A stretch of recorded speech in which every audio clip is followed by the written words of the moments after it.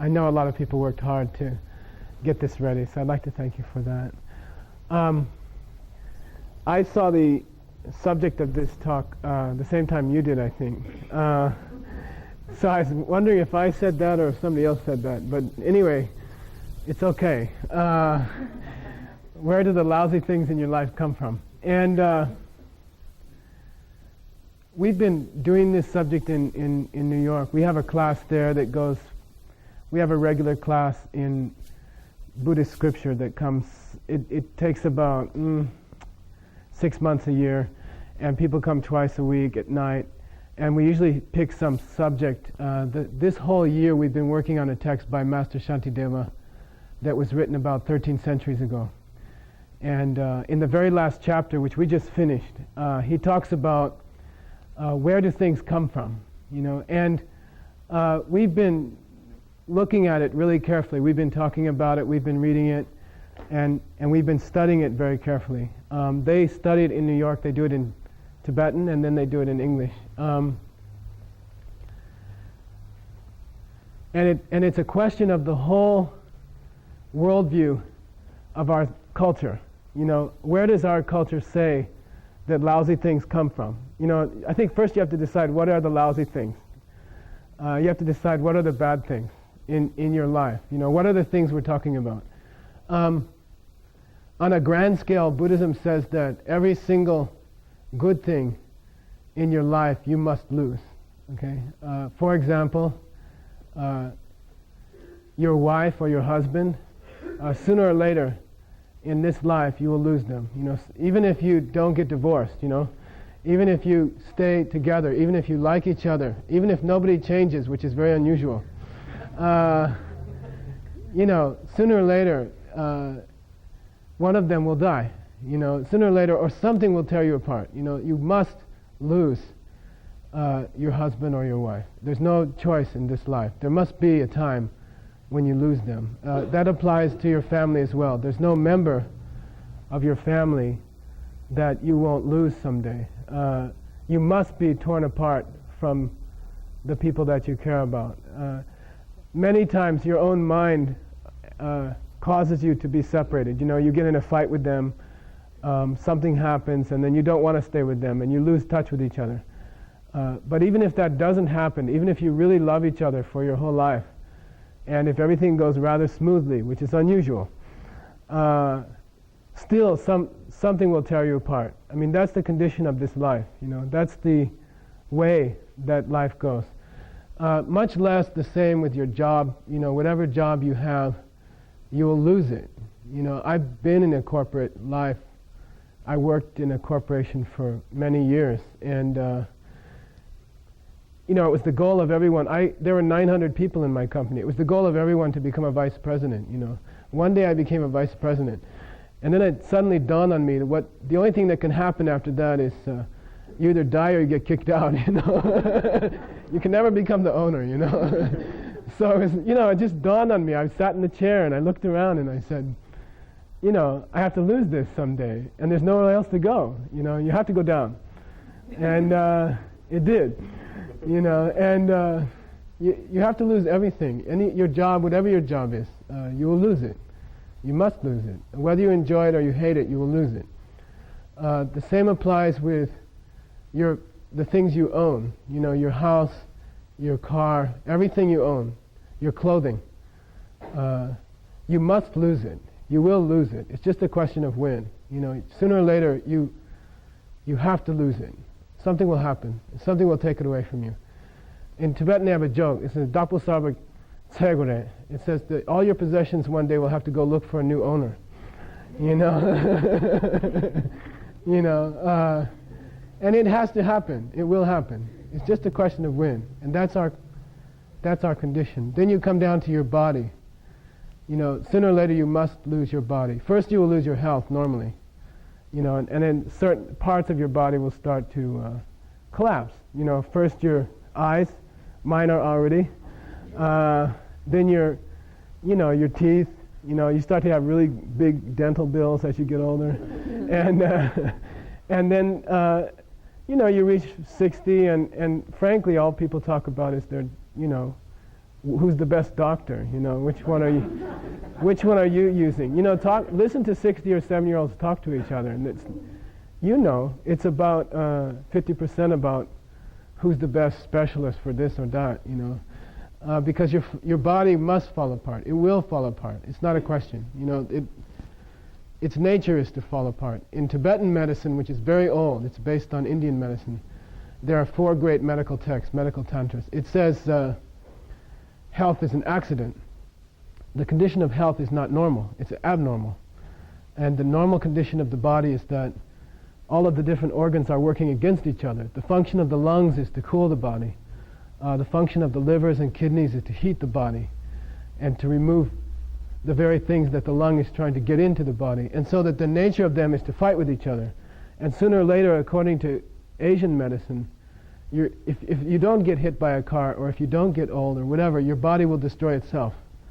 Your body must destroy itself. There's no choice. It must. It will go like that. And you will even lose your name. You know, you have photographs of your parents, grandparents, right? And you're like the last person in the world who cares about these photographs. And then you're trying to tell your children why they should take care of them. And they're like, why should I take care of this? I never met them. I don't know who they were. And then sooner or later there reaches a point where there will be no photo of you in the world. And there won't be anybody who remembers you. And your name will be gone. Even your name. You know, you go to cemeteries. I like to do it in Connecticut, Massachusetts. Really fun. And they wear out.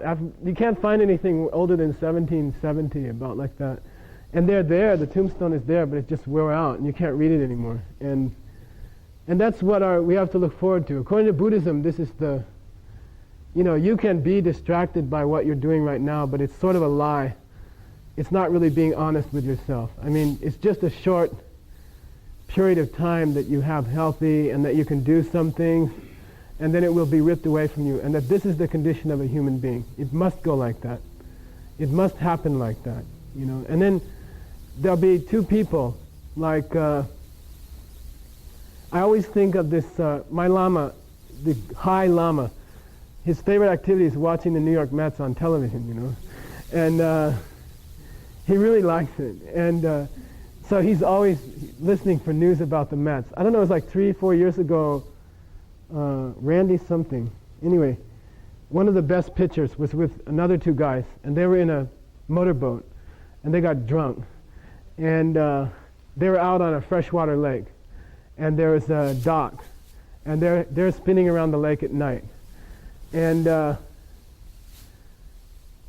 boat tips, and then they go under the dock, and the guy sitting on the left, he leaned down to pick up a beer bottle or something, you know, and then the other 2 were decapitated by the dock, you know. These 2 great athletes. Don't remember their names, but and then the guy on the left happened to have, leaned down just before that. I forget his name, Rusty something. It wasn't Rusty Stahl, but somebody like that. Anyway, so he just had something minor thing with his hand, and then he was all right, and he didn't have any problem after that.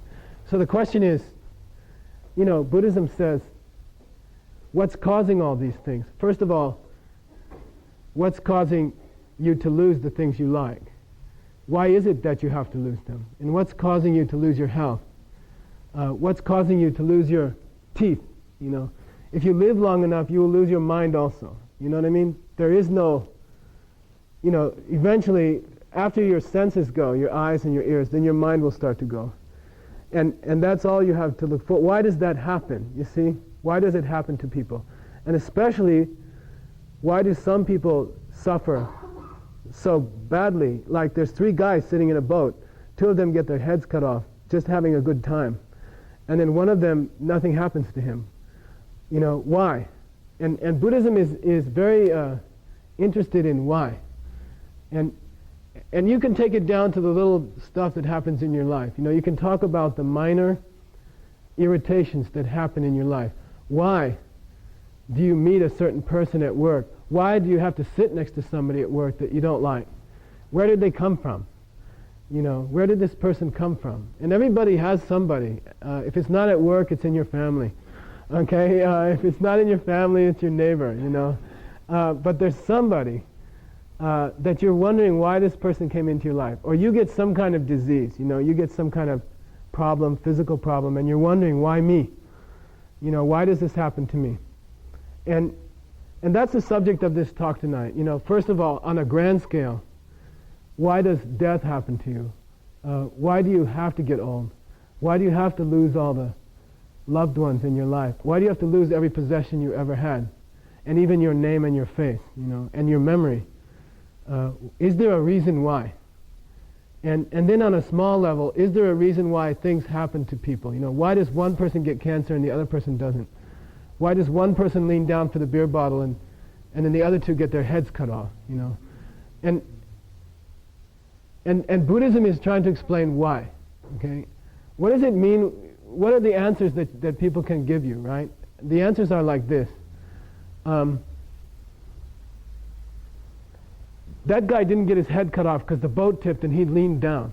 You see what I mean? That's what people will tell you. He didn't get his head cut off because he leaned down for a beer bottle. Okay, and then if you're a kid and you ask your mother, well, why? And they say there's no answer to that. You see, stop asking those questions. And you and I were taught at a very early age, you can't ask those questions. Don't ask those questions. I don't know how it happened to you. With me, I think it was one of my grandmothers died. Grandmother Earl died. Grandma Earl. And Grandma Roach didn't die. And so we went to Mom, and we said, why did Grandma Earl die? And they said, well, she got this disease, And then we said, well, why didn't Grandma Roach die? And they said, well, she didn't get that disease.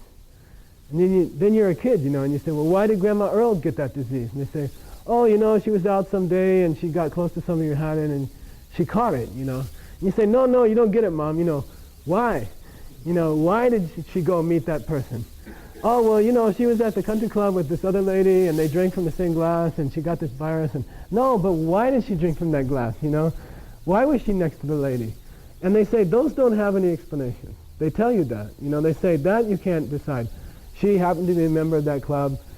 She went there often. This other lady had this disease. But you say, no, I understand all that. Like your mom is telling you how it happened, but you don't want to know how it happened. You don't want to know why it happened. You see what I mean? The difference is Mom's explaining to you how it happened. Okay, I understood the guy leaned down. That's how it happened. But why did he lean down? And why didn't the other guy lean down? And your culture and your parents and your elementary school teachers who decide your fate in your head for the rest of your life.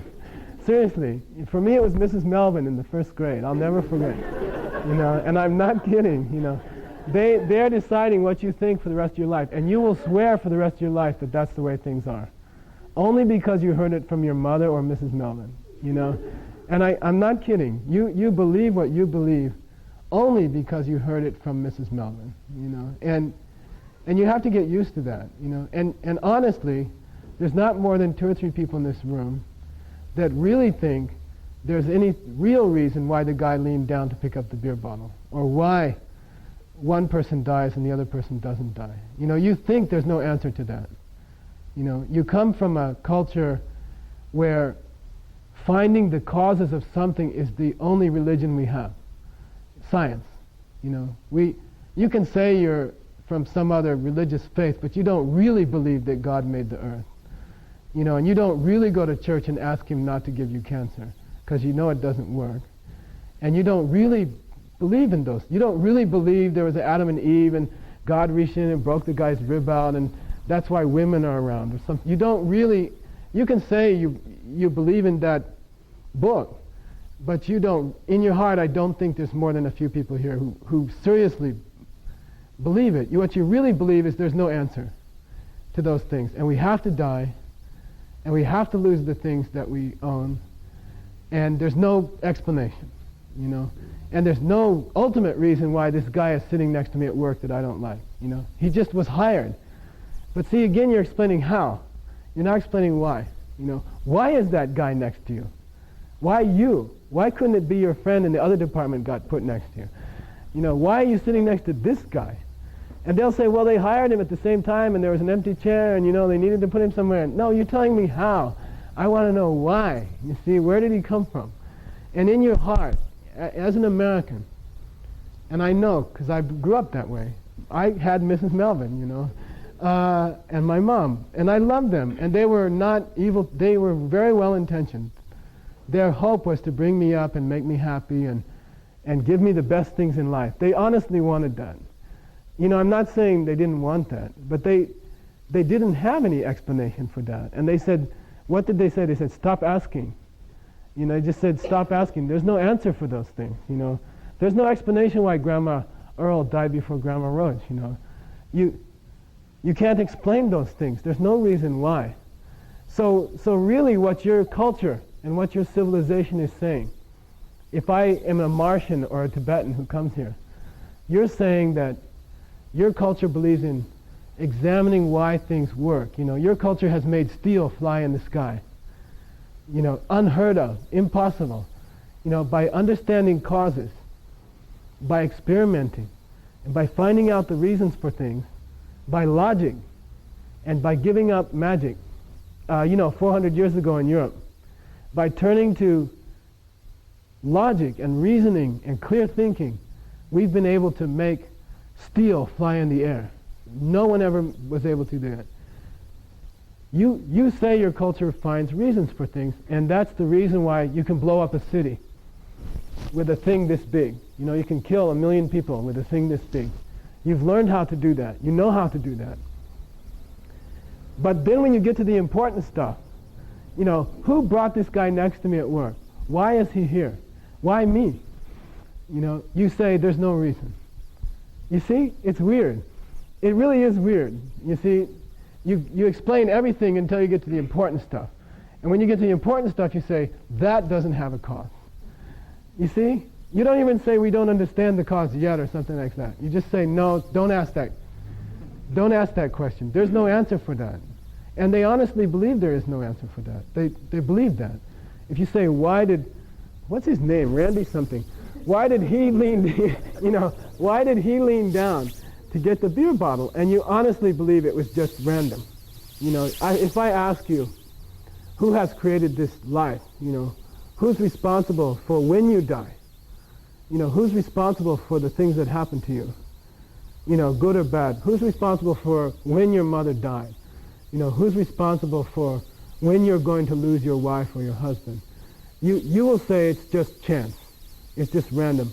I don't believe that there's more than 5 or 10 people in here who believe it's a person that's planning that. You know, that there's a person somewhere who's planning it. You see, in ancient India, in ancient Buddhism, there were very serious arguments about this. You know, was the world made by a person?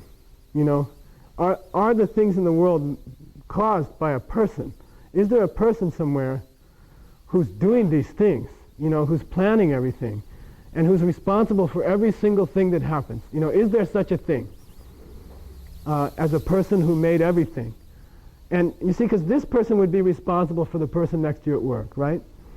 You see, really, this person would be responsible for why Grandma Earl died before Grandma Roach. Seriously. You see, if they made the world, then those are events. Those are part of the world. They are one of the creations in the world. So this person must be responsible for that. If there is, this was a debate in 700 AD in India, because there were people saying Wangchuk. Wangchuk means the guy who made the world. It's called Ishvara, you know, and they believed that there was a guy who there wasn't anything before Ishvara, and then Ishvara was there, and then Ishvara made everything, and everything in the world is happening because Ishvara wants it to happen. You know what I mean? So the Buddhist master Shantideva, he's saying, so you believe that the reason why, you know, that baseball player, okay, that didn't die and the other two did die is because of this guy. There's a guy who's planning everything. He's really busy. And he's, no, and I'm not, it's a huge amount of events. We're talking every event in the world. We're talking, you know, whether or not you make it on the subway, whether or not your car is in traffic, you know, whether or not the person next to you at work is nice. Every detail is planned out by this person. Every detail is executed by one extraordinary being who's planning everything and knows all things, knows what's going to happen in the future, and has caused all of these things. This is one possibility for the question, where do the lousy things in your life come from? And if you think about it, you don't really take it seriously. You don't really. There was a point in your life, it wasn't a horrible expose of something, or it wasn't like this terrible thing that happened to you. Just one day, there isn't any such thing. You know what I mean? And you don't really think that. You know, if somebody really gets in trouble, like if one of your family dies in a plane accident or something, you might go to church and say, you know, why? Or something like that. But you're not, after a few weeks, you're used to it, and you're not seriously asking, you don't really believe there's a person somewhere who's planned this out and who decided that your loved one had to die. You know, you don't seriously, you can say you're of that faith, but I don't think you, in your heart, in the bottom of your heart, at some age, you gave it up. You know, you don't really go every day to some place and sit there and say, please help me out today, you know. Could you make sure I have a good lunch, you know? Could you make sure the guy next to me at work is nice to me today? You don't really honestly do that. If you believed there was such a thing, you would. You see what I mean? If you really believed it, you would go every morning and plan the day with this guy. You know, you'd say, okay, I don't want to meet anybody bad today. I'd like to get a raise today. You know, let's make sure that the traffic's light on my road on my way home. You know, and if you really honestly believed in it, you would go and prepare every morning. You would go and do a short meditation or a short prayer, and you would plan the day, and you would see some results. You see what I mean? If the person was compassionate, since they can arrange everything, and since they know all things, you know, if you say a prayer, they hear you. Then if they care for you, which is assumed, right, that they have to love people. Apparently they love people. They made us. They must like us, you know. Then there wouldn't be any traffic on your road home. And the person next to you at work would get transferred today, you know. And because you asked. But after a few years of asking, I don't know, age 10, age 15, earlier, age 12, you went to this place. You went to, I did, you went to church. You said, please make Grandma Earl better. You know, she's real sick. And please make my brother stop stealing my stuff. And you asked, and then you observed the results. And it was totally random. You know, sometimes they get better, sometimes they don't. Sometimes they steal your stuff, sometimes they don't. It doesn't seem that there was any... People write books about the power of prayer because it doesn't happen. That's why they write books about it. You know, a book comes out and says, this thing happened, you know, so-and-so prayed for this and it really happened. The reason they have to write a book about it is because it doesn't happen. It's when it happens that you write a book about it. You see what I mean? It doesn't happen on a normal basis. It doesn't seem to work from moment to moment. You cannot arrange your life by going to a place and saying, let's fix it up like this today, and then you plan it out. You can even write it out, you know, like a list of things you want to happen today. And you go and you ask, and it's granted, and you never have a bad day. It doesn't work like that. And at some point, whatever you tell me, whatever you claim, you stop believing in it. And I don't know when it was, you know, but you don't ask anymore. I don't believe. And if you do ask, you don't really expect anything to happen. You know, it's not like you go to work and watch the guy's chair to see if he really does get transferred. You know what I mean? You know, you don't do it. You honestly, be honest, you don't do it. You really don't do it. Maybe on some extraordinary occasion, somebody's having a cancer, checking, you know, they think they have a tumor, and you pray hard because you want the result to be negative or something. But again, it's random. Sometimes it's negative, sometimes it's not. It doesn't seem to be connected to asking. You know, it just doesn't seem to work. And at some point, I assert, whatever you say, you really did stop believing in it. What Americans believe, and what appears to be true, is that there is no cause for the lousy things in your life. They just happen. And you really believe that. And you believe, like, okay, I understand what you're saying. I have to die. I understand that I'll lose all the things I love. I understand that I'll get old. I understand that my body will kill itself. So what am I supposed to do? What are you telling me that I don't know? I'm just trying to get by. I'm trying to be as happy as long as I can in whatever way I have to be happy. And that's all I know how to do. I'm just trying to make a living. I'm just trying to do the best I can. I'm trying to have a house. I'm trying to feed my kids. And I understand all the stuff you say is true, but what do you want me to do about it? You see what I mean? You really don't believe there's any underlying cause that you can change. You really don't believe that. You're just getting by as best you can. And in the back of your mind, it's got to end someday. In the back of your mind, you will lose your kids. You will lose your family. You will lose your body. You will die. But you're just trying to get by, basically. You kind of try to ignore what's going on. It's not conscious, It's not like you go home every day and say, let's pretend I'm not going to die. You just kind of shut it out because there's nothing you can do about it. And you're just trying to be happy in your own way. And then you think, okay, I'll go to a Buddhism class and see if, maybe I can become a little calmer at work while I'm sitting next to that guy. You don't really think there's some, method to get rid of this guy that's legal, you don't really believe that. You think, well, okay, I'll go to Buddhism class. They'll make me a little calmer. Maybe I can put up with him a little better.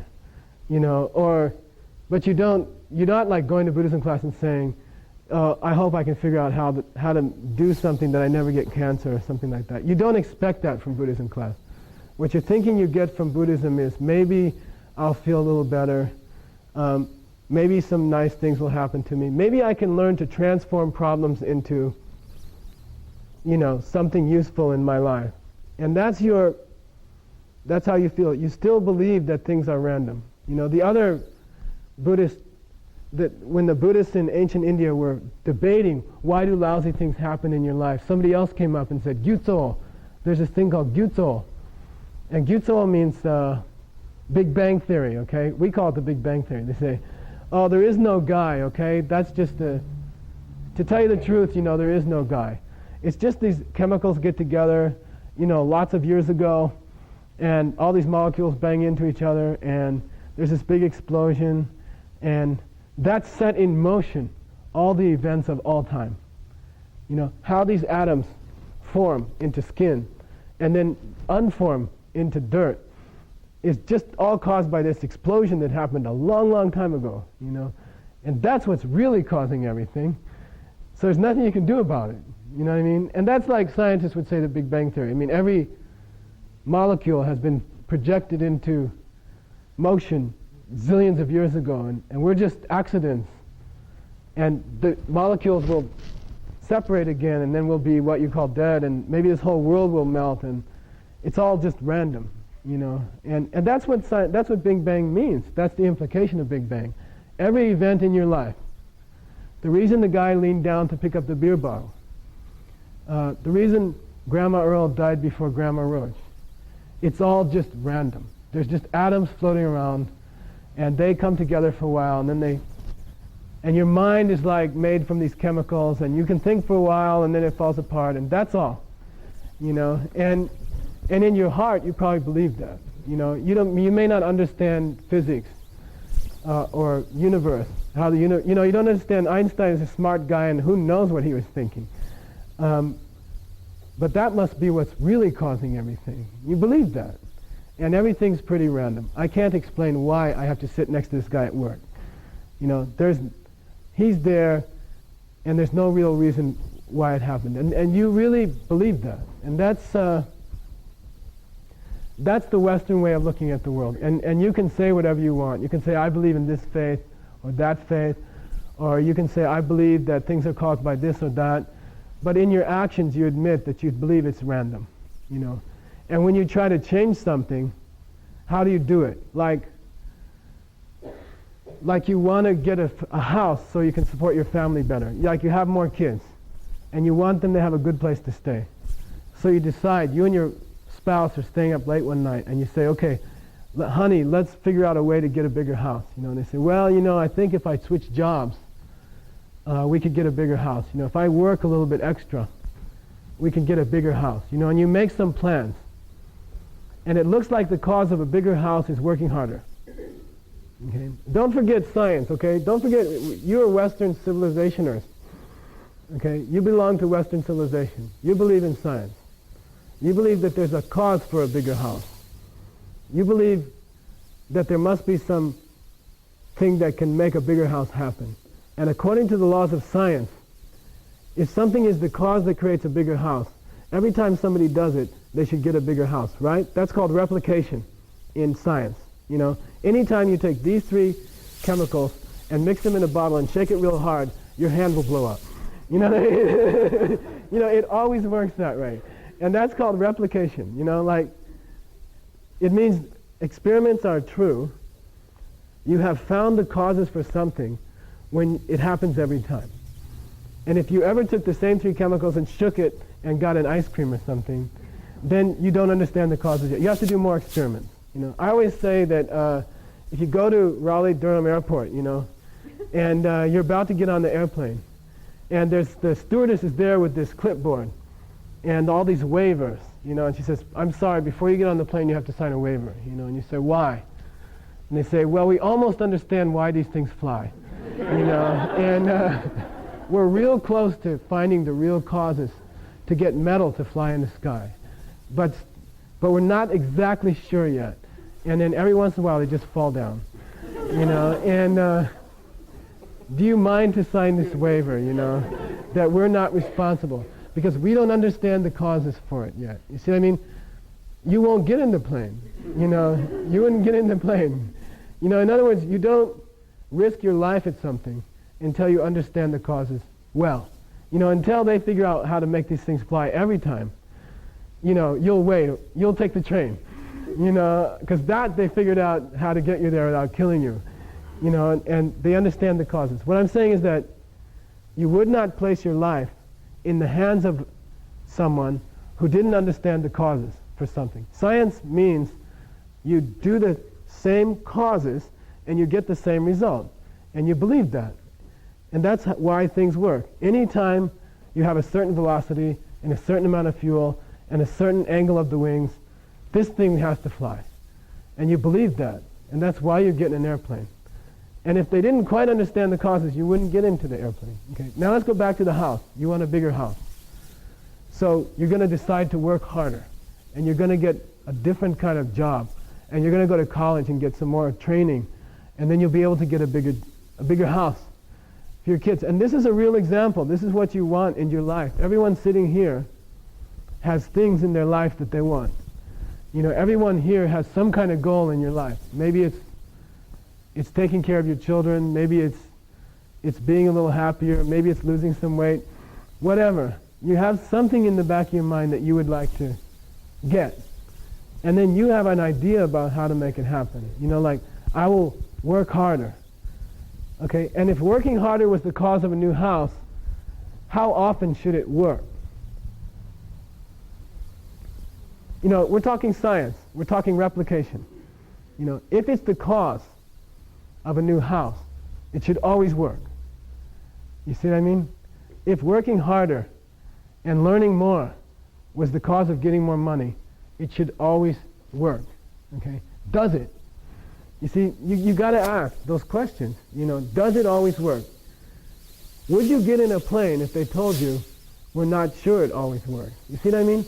But you risk your life daily by going to work for the things you want, knowing that it may not cause what you want. You see, it's weird.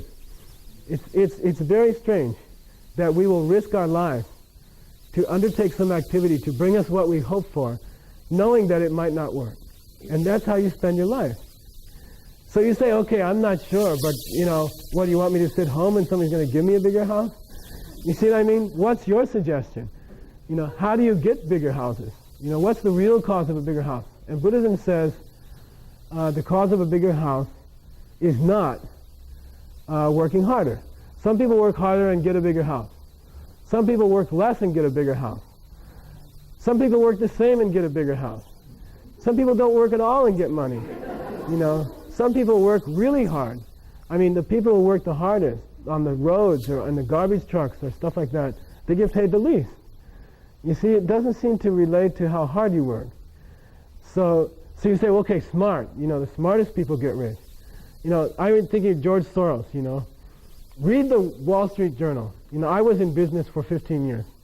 You have to read the Wall Street Journal in the morning. If you don't have a Wall Street Journal delivered to your office, you're not a serious businessman. You know, nobody reads it really. But you better have one delivered to your office or everybody will think you're a schmuck, you know. So you have one religiously delivered to your office and you flip through two pages and then you throw it away just so you can tell people you looked, you know. And on page 1, there's an article about George Soros investing silver in Britain, taking incredible risks with his $50 billion quantum fund, which is the one he has, and getting $1 billion in 1 month. He's the only man who's made $1 billion in 1 month, okay? He just played his cards right. So he's a genius. You know, he's a financial genius. He selected exactly the right, he understood the causes where nobody else understood the causes, you know. He saw into the causes and he made $1 billion in a month. And this is a real guy, right? Last week he lost, 3 weeks ago he lost $2 billion in a day. Okay? So now he's in the headlines again, you know. Foolish, risky investor loses $2 billion in 1 day. Highest loss of any individual in 1 day, you know. By the way, he's still making more, but anyway. So I swear, take the Wall Street Journal, open it up to the first page. It will say, so-and-so did a very risky investment and he made millions of dollars. He's a genius, you know. Then go back to the 4th page. So-and-so made a very risky investment and ruined his company. He's an idiot, you know. And then on the 2nd page, so-and-so was conservative with the funds of such and such a thing and it made everybody rich. He's a genius, you know. And then on the 5th page, there's this guy, so-and-so was conservative when everyone else was risky and ruined his company. It's not, you know, if you really seriously read it, if you're really objective, the same people even are doing the same thing on different days, and some are making money and some are not. And there was an experiment recently where they took a bunch of kids and a dartboard, and they put the stocks on the dartboard, and the kids threw the dart at the dartboard. And then they compared that to the predictions of 7 major financial advisors. And it was, the kids did better. You know, I'm not kidding. I'm really not kidding. You know, and that's not unusual. This is not the cause of money. You see, Buddhism would say, it's very radical and you have to get it, okay? I'm standing up here, I have 1 night to talk to you. You have 1 night to hear what I'm saying. And I'm not crazy, okay? I don't think so. Eccentric maybe, but not crazy. That's not what causes money, you know. And admit it, you know. You can hang on, for example, to the idea that some guy is running your life, some really smart guy. He must have like a bunch of laptops, and he's arranging every event in your life, you know. Some guy, hopefully he's like benign, and you know, all your disasters in your life are just minor setbacks or tests or something.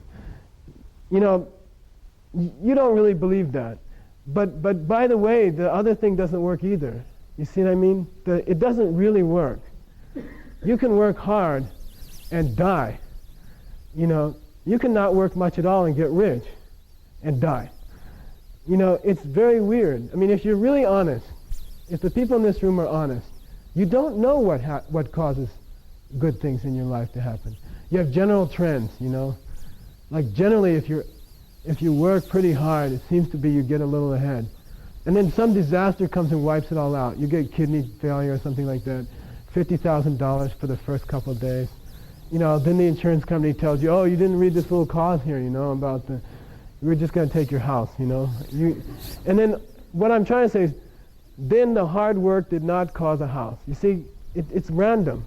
It really seems to be random. we don't understand what causes the good things in our life. You really don't understand. And most religions and most faiths, and even the way Buddhism is taught in a lot of places, is the science of trying to cope with this life that's just random. You know, it's just trying to figure out, how can I be peaceful while everything else is, while these disasters happen in my life, you know? How can I try to have a little crumbs of happiness or contentment in a world which if you look at it honestly, it's just falling apart, you know? It has to fall apart. Nobody objected when I made that spiel about losing everything, you know? I've been waiting for years, you know? Nobody said, wait a minute, I can keep this, you know? Nobody in the room did that. Nobody in the room said that. Nobody said, wait a minute, you can keep your wife, you know? Nobody said that. You can't. You just don't think about it. You know, you're just trying to get by. You're just trying to get by, and you go to religion to get some comfort, to cope with what's really bad. You know, you're just trying to be a little happier. You know, maybe if I meditate, I wouldn't be so upset when I lose my family. You know, or maybe if I'm meditate really good, you know, I can put up with the guy next to me at work, you know, and be nice to him, you know, and then life would be better, you know, and that's why you come to a church, basically, is to get a little comfort, because that's all. You don't really believe that anything else is possible. It's not like there is a sect in America of any persuasion where everyone who ever went there got what they wanted. You see what I mean?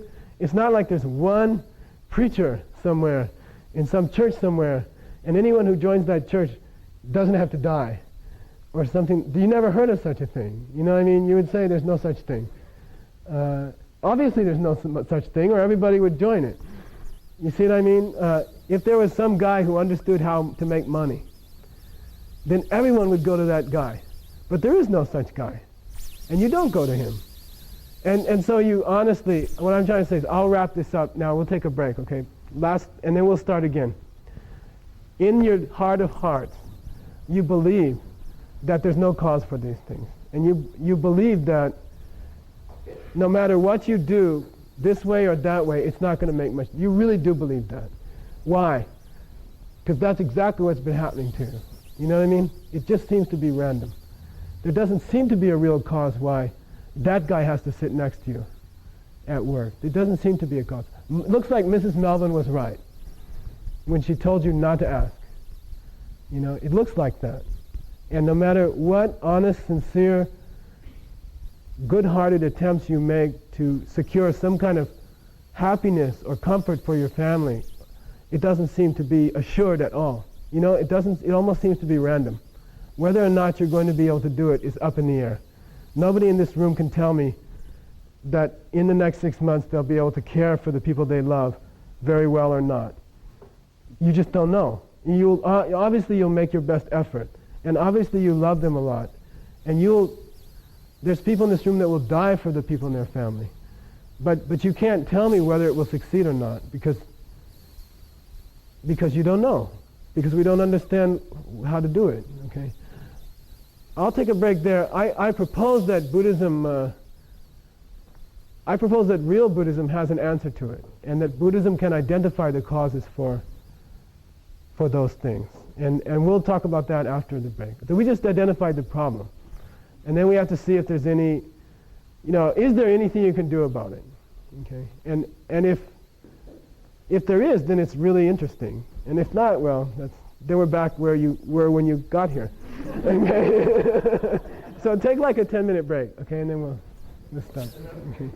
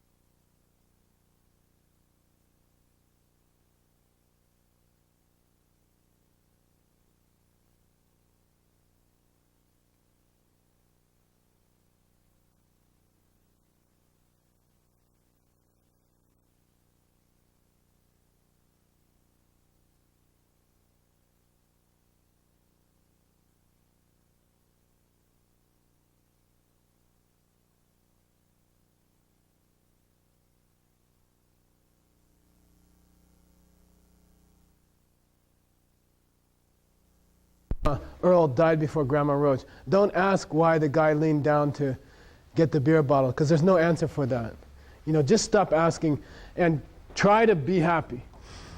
You know what I mean? Just try to be happy. Life is bad, and life is full of bad things. And sooner or later it's going to kill you and everyone you love. But just try to be happy. Try to do the best you can. And that's where we are. That's what we are. That's our condition. And Buddhism has a different worldview. And there are not a lot of Buddhists who even know that worldview very well. But we have a different worldview. And I'm going to try to explain it. Okay, I have like 1 hour. In the monastery it takes us 18 years. We get the whole course and it takes 18 years. But we'll do it in an hour, okay? First of all, I think it's important to say that in the first teaching of the Buddha, which was on the Four Noble Truths, he said, the purpose of my teaching is that you can change each one of those things. You can explain why the guy sits next to you, why Grandma Earl died first, why the guy leaned down to pick up the beer bottle. That was his first teaching. That's the first thing he ever said. First thing that ever came out of an enlightened being's mouth was, you can explain it, and it does have a cause. And that's really nice. I mean, that fits what we claim to be. We claim to be scientists. But when we get to the important stuff, why did Grandma Earl die first? We become voodooists, Oh, that doesn't have a cause. I mean, science is cool until they get up to the really important things, like, why do I have to die? And they say, we don't know. That doesn't have a cause. Now, come on. Either you say everything has a cause or you say some things have a cause. Does everything have a cause or not? Yes. Can you cause an atom bomb to go off? Yes. Can you cause metal to fly in the sky? Yes. What causes me to die? What causes me to lose my family? We don't know. Or it has no cause. But that doesn't make sense. You see what I mean? Everything has a cause. There's a cause for everything. If a thing is a thing, it has a cause. That's what science really should be saying. And that's truth. If a thing is a thing, it has a cause. So to say some things have causes and some things don't, that's not democratic. You know what I mean? It's really not fair. You can't say, oh, planes have causes, atom bombs have causes, but why does your mother die? That doesn't have a cause. We can't explain it. You see what I mean? We can't explain why. We can explain how, but why, we don't know. It's just that way, which is to say there's no cause. That's not scientific. It's interesting that science, when it gets closest to the most important questions for mankind, I don't know how you say it. They give up. They give up and they say that we don't know. We don't know why some people have to die before other people. We don't know why the guy leaned down. We just don't know. They're almost saying it doesn't have a cause. I mean, when science gets closest to the most important questions, science says, we're not scientists anymore. You see what I mean? That doesn't have a cause. Stop asking that question. The Buddha said every event has a cause. There's a reason why one person dies before another person. There's a reason why the guy is sitting next to you. There's a reason why you met your boss. Okay? It's not random. And it's not some man who lives in the sky somewhere and who's running everything with his supercomputer or whatever. You know what I mean? It's not that. And it's not random. There's a cause. And you have to figure it out. By the way, once you figure out a cause of something, you can change it. If you can identify the cause of AIDS, once you have identified the virus, well, then you can start working on an antidote. You see? So once you've figured out what causes these things, you can try to stop them. But if you say, oh, we don't know, there's no causes, we don't know what the causes are, then you're in trouble. Then you can't do anything about it. Buddhism says there's a cause for every single event in your life. Whether or not you can get money to help your family, whether or not you're personally happy, whether or not you die, whether or not you're healthy, whether or not you can get into the relationships you want to get into, whether or not they survive. whether or not they prosper, all those things have very, very specific causes. And you can identify them, and then you can change them. And Buddhism claims that. Okay, I'm just calling it a claim right now. Okay, I'm not saying you have to believe it. I'll describe to you the claim. And then I'll do a little bit about how it's supposed to work. And then you have to, my Lama used to say, you have to cook it. Okay, it's not something you're going to understand in one night. But I'll tell you the theory.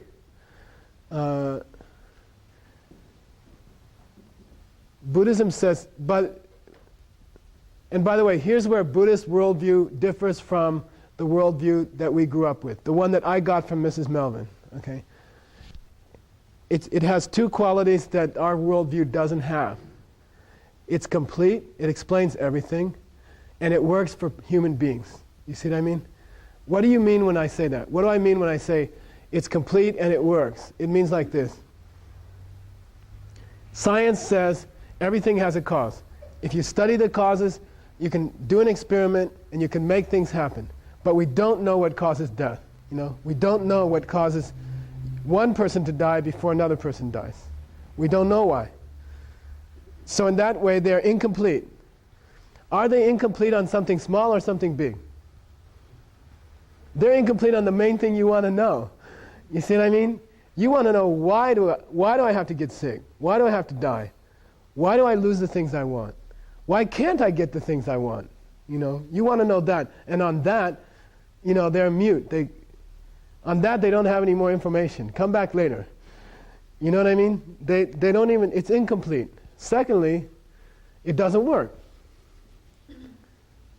It doesn't work. The Western worldview, if you want to call it science, call it science. If you want to call it Judeo-Christian tradition, you can call it Judeo-Christian tradition.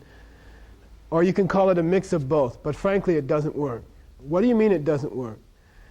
I would assert, and you know, tell me if I'm wrong, that from the best that I can read in history, that people in 1997 are no more happy than people were 1,000 years ago. Period. You are not more contented. You're not more happy. You're not more satisfied. You're not much more comfortable. You don't live much longer. You don't get things you want any more than people did 1,000 years ago. Period. It doesn't work. Admit it. It's really hard. I have a couple of scientists in my class in New York, and they're like, you know. I'll repeat it, okay? And I'm not picking on science, you know. I like it. But why am I a Buddhist? Because I want to be happy, you know. I'm not up here trying to sell something, you know. If the other stuff worked, I wouldn't be here. You see what I mean? I honestly wouldn't be here. You know, I'd rather be home and happy than doing all this stuff. It doesn't work for... I'll repeat what I said.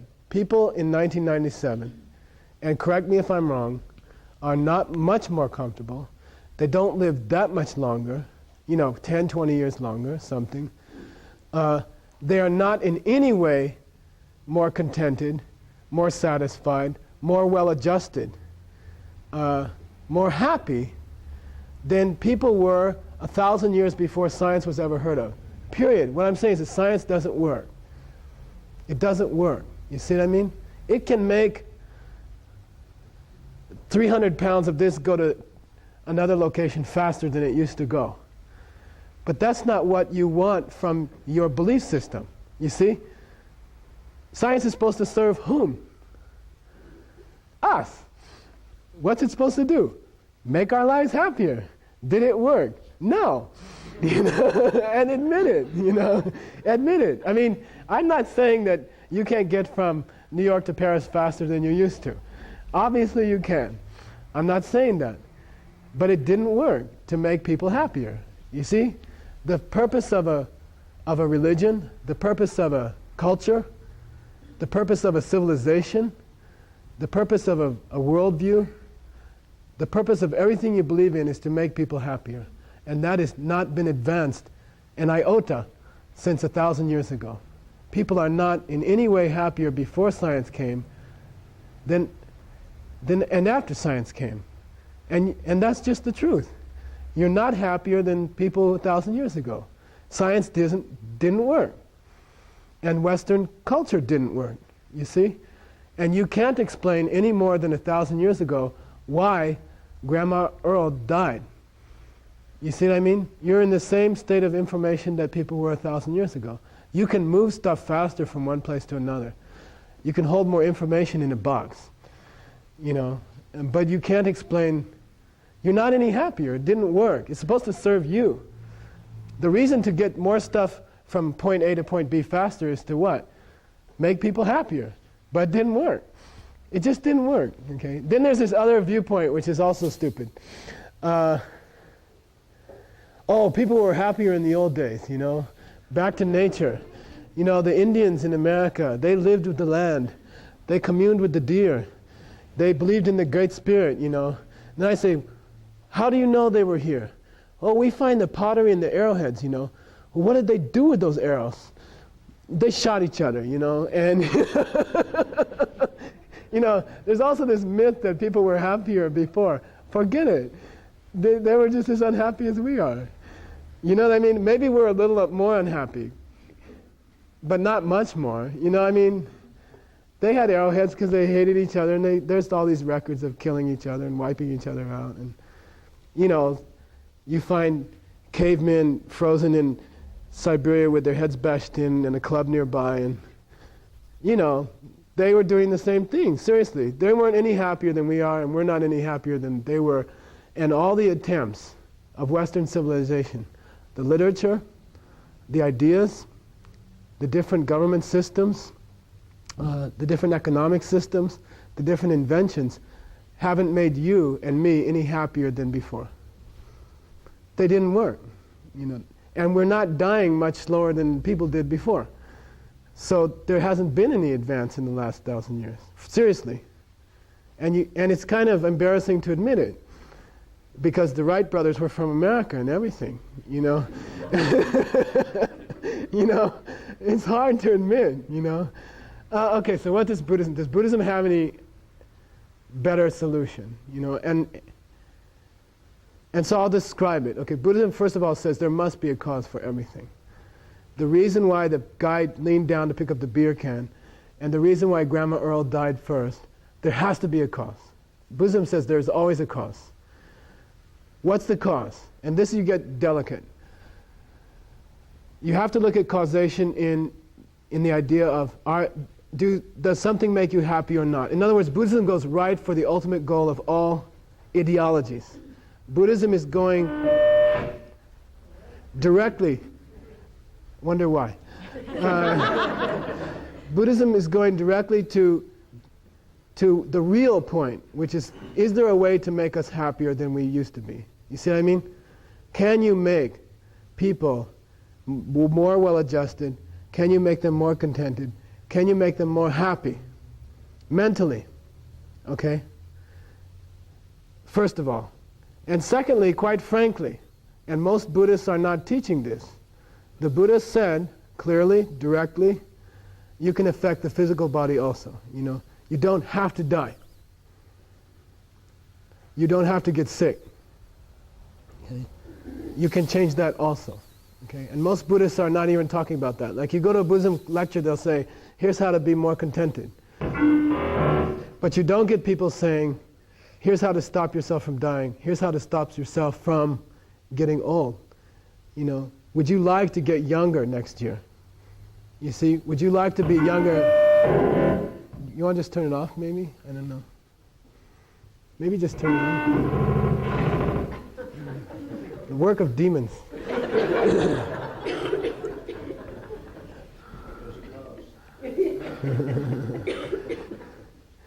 So anyway, Buddhism examines first. When they talk about why do things happen, the first question you have to ask is, did it make you happy or did it make you sad? Did it help you or did it hurt you? Okay? Was it something nice or something bad? Let's start with the guy at work. By 9 o'clock, we'll get up to death itself. Okay? Seriously. All right? We'll try to examine whether death itself has a cause and whether you can stop it. And whether aging itself has a cause and whether you can stop it. And I'm not I'm not exaggerating. when I say that the Buddha said you can even affect that, you know. And that would be interesting. You see what I mean? Now that would really be interesting, you know. The Buddha did not. And by the way, I did pass the 18-year course, you know. It's a full 18 years of really demanding study in Tibetan. And we have input on the computer 120,000 pages of the original scriptures, and we used them all day. So I'm not making something up. This is from the tradition. This is from the lineage, okay?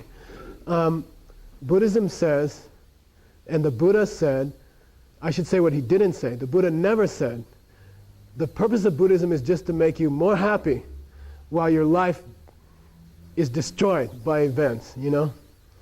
Try to be calm while you lose your spouse and your children and your house and your job and your own eyes and ears and your name. Just watch it flow by and be more calm, you know? The Buddha never said anything like that. That's in your heart, you know that's ridiculous, you know? Somebody telling you to be calm while you're burning in a car or something like that, you know? Oh, don't worry, you know? Just watch it happen. You know, I always say, find me these guys. I'm going to get a dental drill. And they can watch it happen in front of all of us. Let's see. You know, that's not what the Buddha taught. He didn't say anything about that. He said, Ke ga na chi. Ke ga na chi means you don't have to die. You don't have to get old. You don't have to get sick. There's a reason why Grandma Earl died first. There's a reason why people get sick. There is a reason why people die in car accidents. There's a reason why two people can be in the front seat and one person dies and the other person walks away. There's a reason. And you can change it, okay? Now that would be interesting. You see, that would be a good worldview. If it worked, right? That would be something interesting. That would be worth hearing about. That'd be worth an hour of your life, you know? Because if it doesn't work, you're just doomed anyway, you know? I always say the Budweiser commercial, you know, one life to live, you know, drink it up. It's true. If that's all there, by the way, if there is no worldview, if there is no view, or if there is no religion, or if there is no teaching which can change those things, then we shouldn't be here. You know, we should be in a bar somewhere and drinking or something. You know what I mean? I mean, if the real condition of a man, of a human, is just to get old and die and lose everything they've worked for their whole lives, you see, every generation of parents is struggling to collect objects which they hand down to their children and then die. And then the children are struggling for their whole life to keep them and then hand them down to the next generation and then die. So then what's the point? You know what I mean? You see, wouldn't it be just, you'd have to despair, really. You know, if that's the point, then there's no reason to live. You know, if that's all you're doing is trying to assure that certain objects are passed down to the next generation of dyers, you know, then what's the point, you know? What's the real point of it? You see what I mean? It doesn't make any sense, you know. Can you change it? You see, the Buddha said, Buddha was very radical. I am getting up here and claiming that the Buddha said that all the negative events within your mind and in the world around you are unnecessary. They didn't have to happen. None of those things has to happen. It's a mistake. It's an error. You can fix it. You see what I mean? It's very profound. The Buddha, you know, this is supposed to be a talk about lousy things, right? Every negative thing that happens to you, and I'm talking externally, you know, pollution. Externally, your car breaking down. Externally, one of your family dying. Externally, not being able to make the money you want to make. Externally, having someone bump into you for a second that irritates you for a second, all of those things can be stopped. They have causes, and the causes can be identified, and you can stop them. And you can reach a place where they don't happen anymore. That Buddhism is very radical. The Buddha said that. The Buddha said that every negative event in your mind, depression, low self-esteem, anxiety, worry, being upset, being slightly unhappy, being very slightly irritated with someone, that those are all events, they all have causes, and you can stop the causes. You can reach a place where your mind would never again have a negative emotion for even a second. They have causes, and you can remove the causes, and you don't have to live like that. It's very radical. I think of the word carnage. Carnage means like slaughtering people. Like life is carnage, right? I mean, the carnage is going on. Some people here are doctors, right? You got Dr. Don Brown and got all these doctors here, Worth and Robbie. I mean, you see all day long. I would describe it as carnage. Carnage means people, us human people dying and getting sick and getting old. It's like a huge carnage. Buddhism says it's a mistake, and that it doesn't have to happen, and that you can change it. That's very radical. That's very radical. None of the negative things that happens in your mind or to your body or in your world has to happen. You can stop it. That's very radical. So now somebody should be raising their hand, Well, how come Buddhists die? 1 million monks were disrobed in Tibet. 600,000, maybe, I don't know, killed, by the Chinese. So what are you talking about? Weren't they Buddhists? They were wearing the red robes and everything. They had all those books. They were meditating. 5,000 of their monasteries destroyed, burnt. So what are you talking about? You're getting up there saying you don't have to die. And Tibetans are dying very well, better than most cultures, being wiped out very fast. You can't even find Tibetan language spoken properly in the world anymore, So what are you talking about? How come they didn't do it? And we have to examine that. When was the last time you saw in Time magazine an article dedicated to all these Buddhists who are getting younger every year? You know what I mean? Somebody should be objecting by now. Come on, Buddhism is meant to make you a little happier, make you a little more calm. You can meditate some stuff, But it's not like Buddhists don't have to die. It's not like Buddhists get younger. It's not like if you do it really well, you can get younger. You know what I mean? It's not like Buddhists never lose their families, What are you talking about? The Buddha himself died. He didn't want to use his own medicine, What are you talking about? And we have to talk about it. We have to see what happens. Buddhism says something radical. Every good thing that ever happens to you comes from doing something good for another person. And every negative thing that ever happens to you comes from doing something negative to another person. And you've heard that in other beliefs.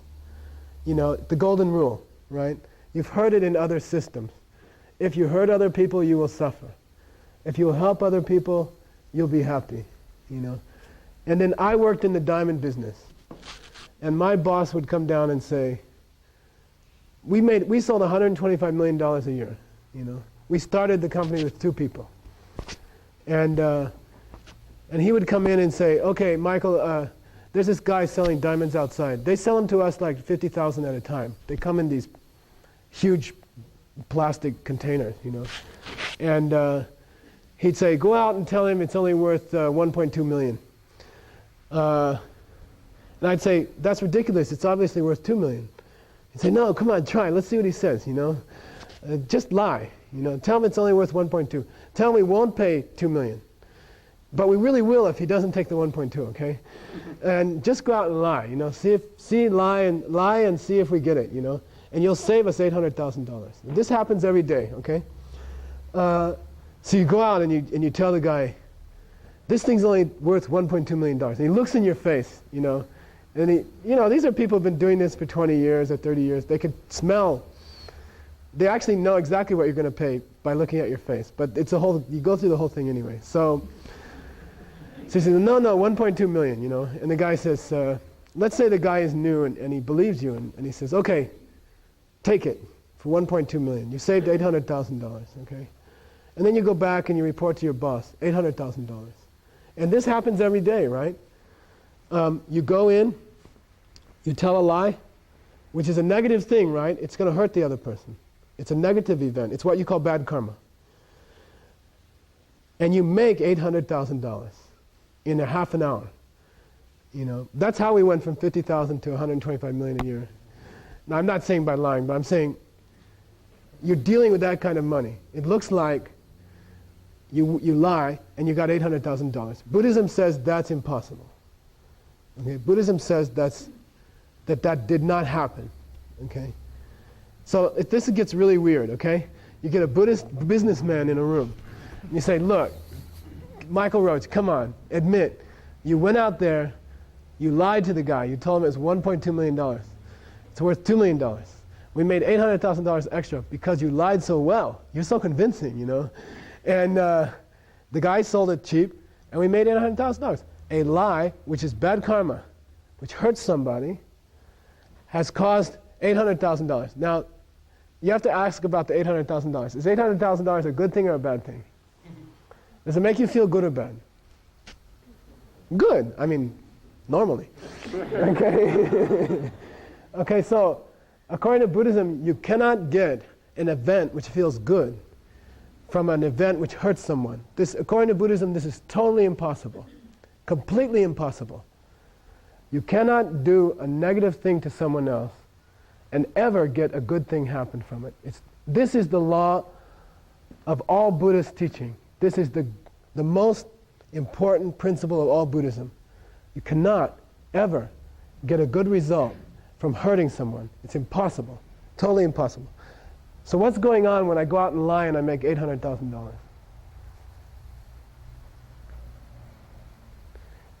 The lie caused the $800,000, right? Am I right? I lied and the guy sold it cheap and we made $800,000, right?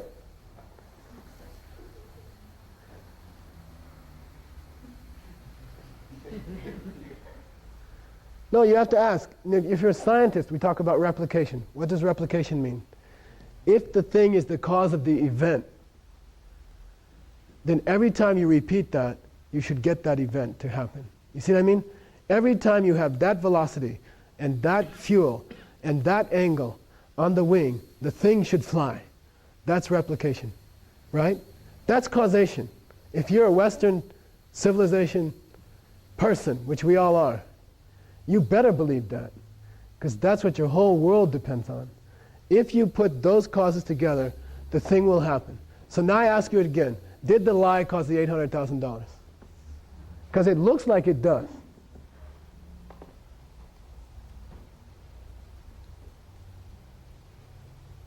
Did it cause the $800,000? I already gave you the answer, you just have to tell me. No, why not? You can't replicate it. You see what I mean? If we could, I could have, built you a bigger Kadampa center already. Okay? It doesn't replicate, which means it doesn't repeat itself. You see what I mean? According to Buddhism, that's an indication of what? The lie doesn't cause the $800,000. You see what I mean? Or do you want the stewardess there with the release form? You see what I mean? It doesn't cause the $800,000. If the lie caused the $800,000, then every time I lie, I should get $800,000. And I can tell you from business, it doesn't work all the time, okay? And half the time you go out there and the guy says, are you crazy? Get back in your office, I'm leaving, and they do leave, It doesn't always work.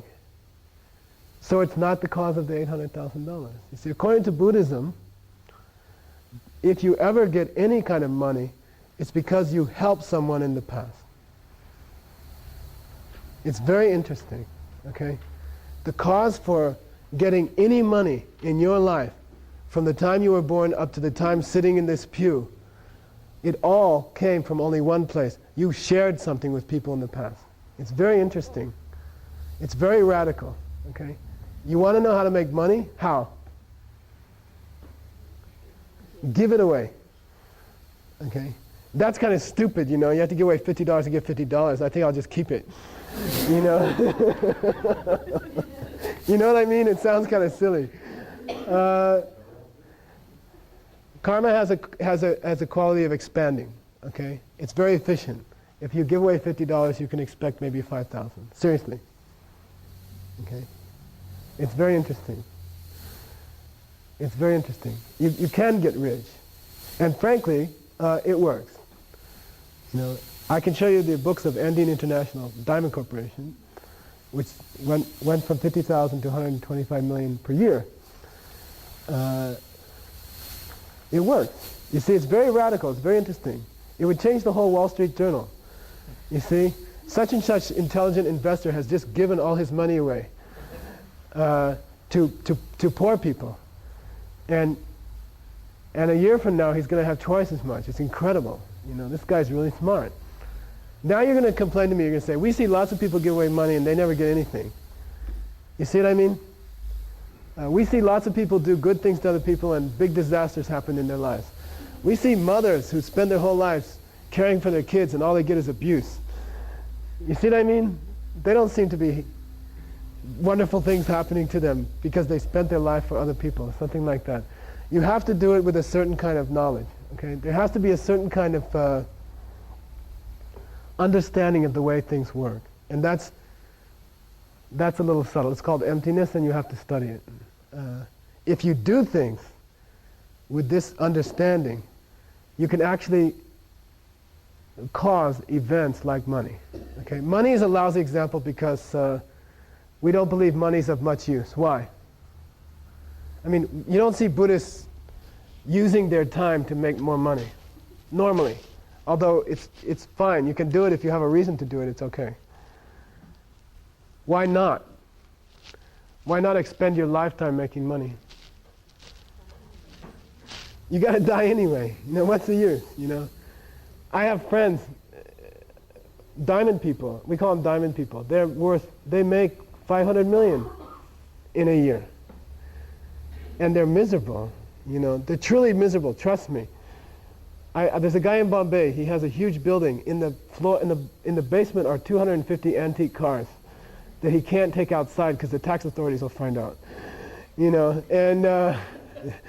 and he's miserable. You know, and he'll die. He'll die with that. I mean, Buddhists said that you should use it for something important.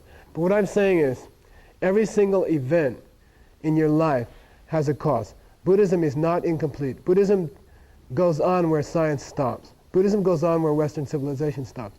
Your death has a cause. The reason you're getting old has a cause, and you can stop it. You know, you can stop it. Okay? And that's very subtle. I'm going to talk for 10 minutes about the idea of emptiness, because this is how it works. All right? It is true. If you want money, you must give it away. It is true that if you want your body to be healthy, you have to take care of other people. It is true that if you don't want to die, you have to do incredibly good things for other people. And then you won't have to die. Okay? And that's true. Okay? Buddhism states that there's no event that you ever do which is good, which will not have an incredibly good result for you. It's impossible. It's impossible to think a good thought. It's impossible to say a good thing to someone. And it's impossible to do something good without getting an extraordinary good result. The reason you ever got a car or a house or a job or a nice face or a body or a wife or kids or anything that you love is because you helped someone else. And you get exactly what you gave.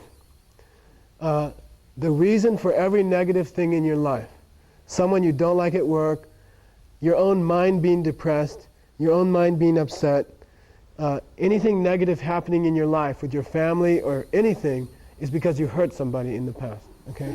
Now I have to prove it. I got like 10 minutes, okay? And then we'll take a few questions, okay? But you have to understand the idea of emptiness, okay? And then it'll give you a taste of why what I'm saying is true. By the way, how are you ultimately going to check this out?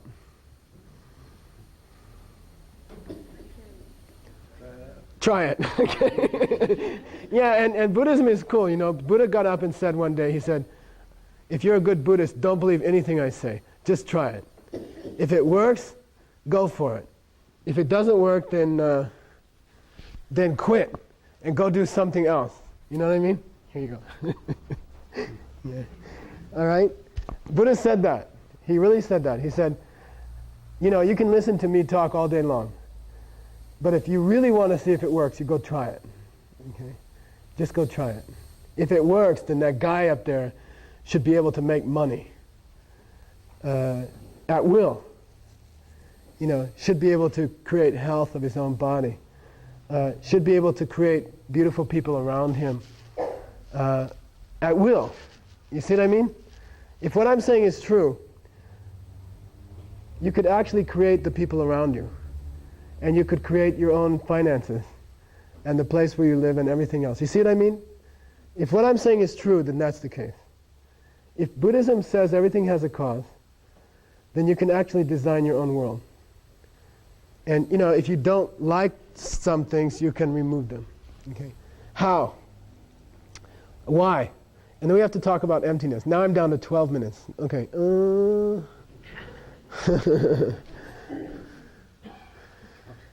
Okay.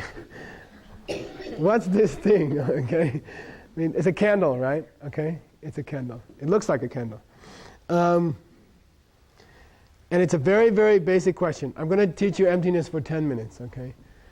And it's because of emptiness that all that I said before is true.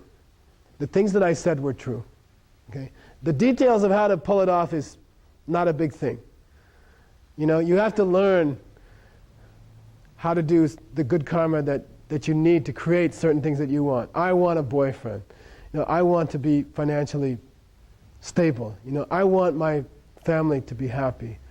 You know, you can choose your goal and you can get it, okay? But you have to understand you have to understand emptiness before you can do it.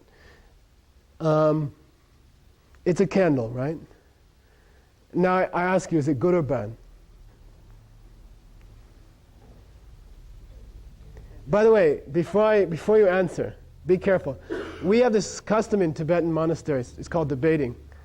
And there's it looks like karate a little bit. You know, we have this thing, and we argue for 5 or 6 hours every night. We get into a huge park under the stars.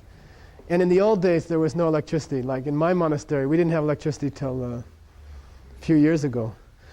And it was beautiful. You'd be out under the stars in India, and the moon would be out, and you'd be debating with these guys. And you throw questions at each other, and you answer, and then you do this for 5 or 6 hours. So that's my background, okay? So be careful, all right? So first I set you up, okay? This is a debate, right? First you set the guy up. I'm going to ask you whether this is a good or bad candle, okay? It can't be both, right? I mean, good and bad are opposite. Do you agree that good and bad are opposite? I mean, obviously good and bad are opposite. You know, the bad things that happen to you, you want to get rid of. The good things that happen to you, you want to get more of. It's not like you're confused about which is which, you know. You know what you want. You know, it's not a big debate about what you want, it's how to get it. You know, nobody wants to have the credit card bills that I have. And everybody would like to have the bank account that George Soros has, okay? I mean, this is not a big debate. You can debate it a little bit, but anyway, good and bad. Some things are good, some things are bad. I mean, I'm not trying to be mystical and say, oh, somehow they're the same thing or something like that. They're not. If you think they are, come up here, I'll do the dental drill thing up on you. And it's silly to say, oh, you know, they're all the same, you know. Of course they're not the same. Good things and bad things are so. It's either good or bad, okay? Can't be both. It's probably not neither, okay? I mean, there's a reason why somebody put it over here. There's a reason why somebody bought this thing and put it here. You know, they're expecting some kind of performance out of this thing, okay? So is it good or bad? It's not neutral. Why would someone go and pay good money for a neutral thing? Really? Because the good or bad is an affirmation that you assign from your mind.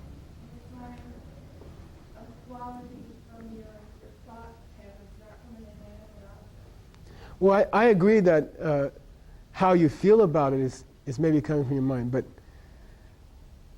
but isn't it true that nobody would have paid money for this if you couldn't make some beautiful altar out of it or something like that? I mean, that makes it... What if an arsonist bought it and burned the place down? Good for him.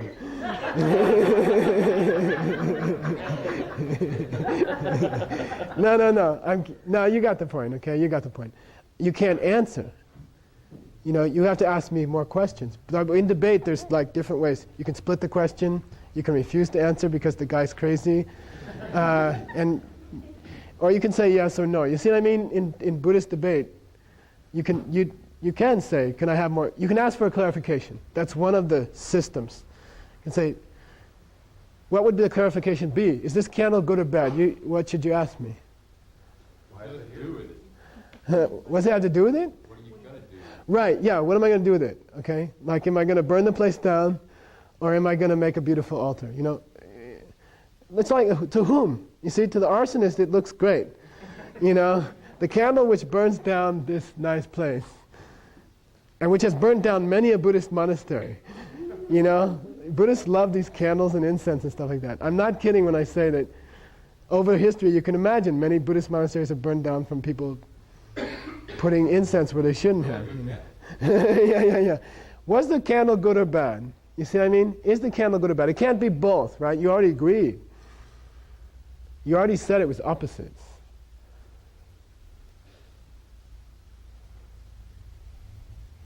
It can't be both at the same time. Can it? Can it be good and bad at the same moment? Can it be a nice candle and a terrible candle at the same moment? How? Yeah, I mean, if the guy comes in and burns the place down with it, and it hurts many people who are sitting there, okay, then it's a bad candle. But to the person who's using it for the altar and making an offering to God or whatever, it's a wonderful candle. You see what I mean? Is it the same candle? Yeah. So you have to ask, you should ask, to whom? You see what I mean? When an arsonist hears that the place was burned down successfully, when he reads it on the news, you know, sees it on the news, that's great, you know. I've been trying to burn that church down, you know, and with this same candle. You see what I mean?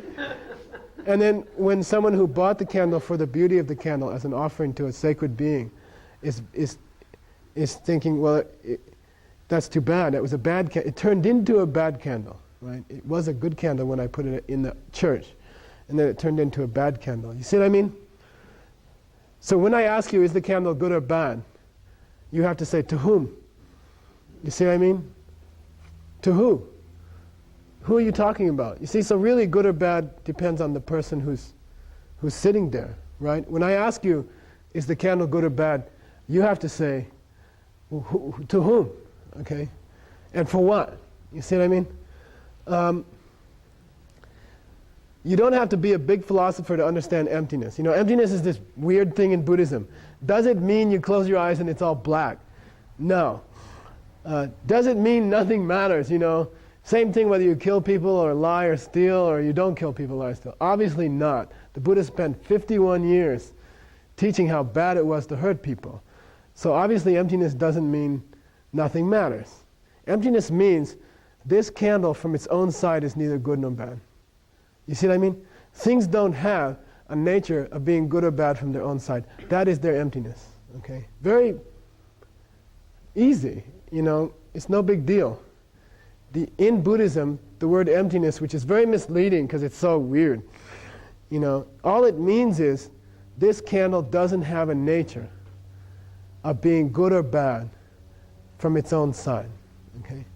Whether it's good or bad, as she said, depends on you. You know, what are you going to do with it, for example? Okay? That's pretty easy, okay? That's one kind of emptiness. What about the candle itself? Is this a candle? You want to look closer? I can show you. Okay, yeah. You better be careful. You got a debater here. Okay. Is it a candle?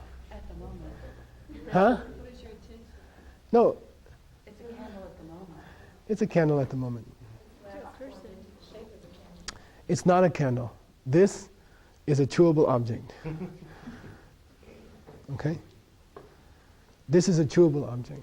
This is not a candle. Anyone can see it's a chewable object. Don didn't bring Yeshi, right? You didn't bring Yeshi, right? I mean, he has this beautiful dog named Yeshi, okay? And Yeshi loves to chew stuff. I mean, everything to Yeshi is a chewable object. You know what I mean? I mean, Yeshi looks at this thing, honestly, sincerely, truly. I'm not kidding. You can come to his house and sees a chewable thing. It is not a candle to Yeshi the dog. It's not. And you can say, well, that's just the dog's point of view. But come on, is it valid? Are we going to be democratic? Do dogs get equal right in determining reality? Yes. I say yes. Okay. I say it's a candle to a human, to most humans, and to a dog, it's a chewable object. So you see, even the candleness of it is not part of its nature. It's empty of being a candle. See, but that's another level of emptiness. You see, it's very cool. This is empty of being a candle. Why?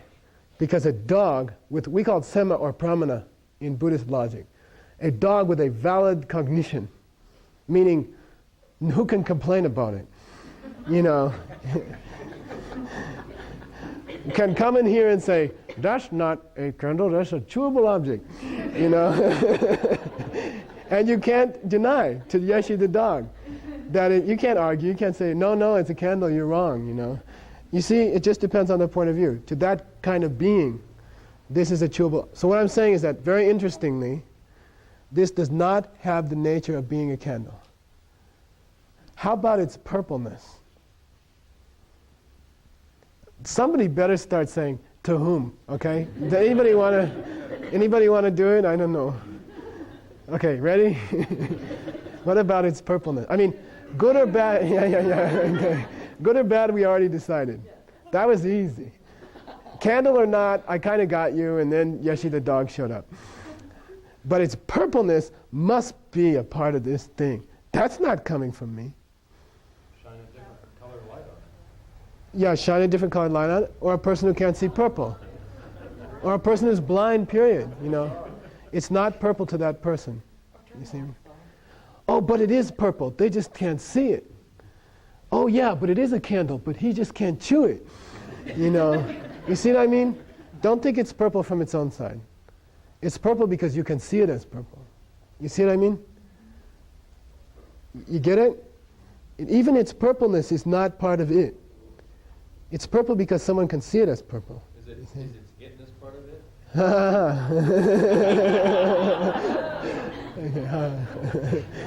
To whom?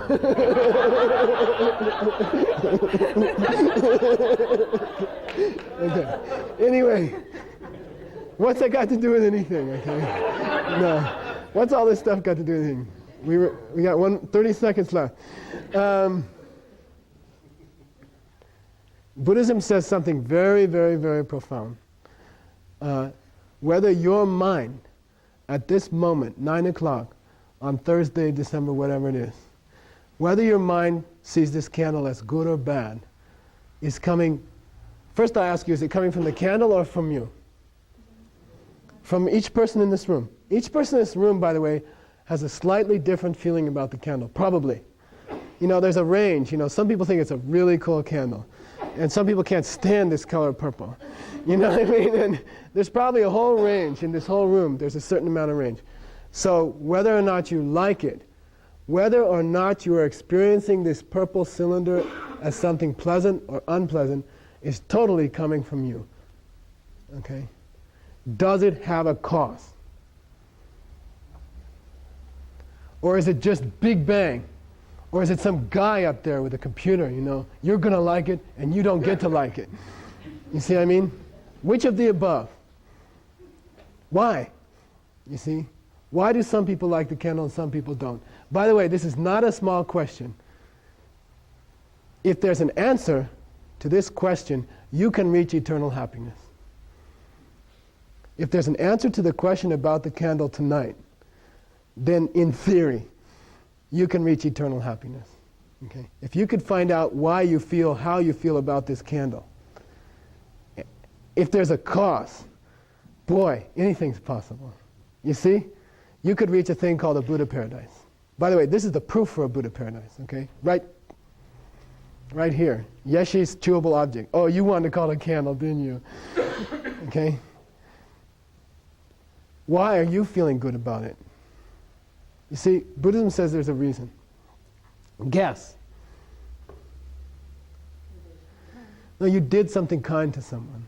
It's very profound, okay? It's very profound, okay? Whether this candle is good or bad is not coming from the candle. It's coming from you.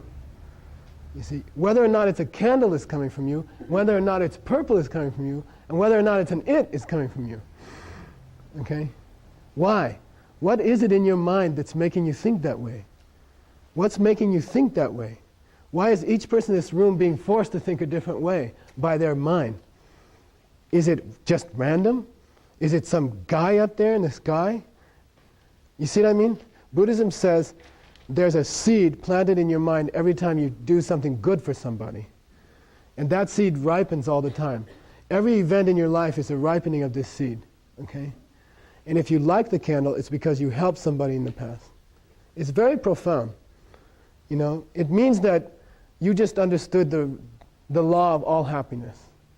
If you want to have nice candles around you, nice purple cylinders around you for the rest of your life, it's very clear, just help other people. Be good to other people. Be compassionate to other people. Do real good for other people. Something significant to help other people. And according to Buddhism, you will be forced to experience object as pleasant. Okay? It's very interesting. You'll be forced by that to experience the objects and the people around you as pleasant. And in fact, Buddhism says when your enemy becomes your friend, you meet somebody, you hate them. And then after a year of being around them, suddenly you feel better about them. They did not change an inch. They didn't change at all. It's your mind. Something happening to your mind. What? Your bad karma is wearing out. Your good karma is coming up. It's very profound, you see? That's how you can change your world. Okay? Why should your death be any different than this candle? Let's go big time. If I can prove that one, we don't have to worry about the rest of the stuff, like getting money and stuff. Okay? Why should your death be any different? The true nature of your death is no different from the nature of this candle. If what I said about the candle is true and no one objected, come on, then your death is the same. You do not have to experience that object in the way you thought. Whether you experience it as something bad or good, and in fact, whether it's an it or not, whether it's death or not, it's not coming from its side. It's very profound. You don't have to die like that. All that is carnage. It's a tragedy. It's an unnecessary tragedy. If this worldview is correct, you don't have to die. It's very profound. And forget all those little sufferings like the guy at work. That's just a wimpy one. We're talking big time. That one will get straightened out by the way, right? It's very profound. And it works. Okay. Well, how come you got that bald spot? Okay. Okay. Why didn't you use it on yourself,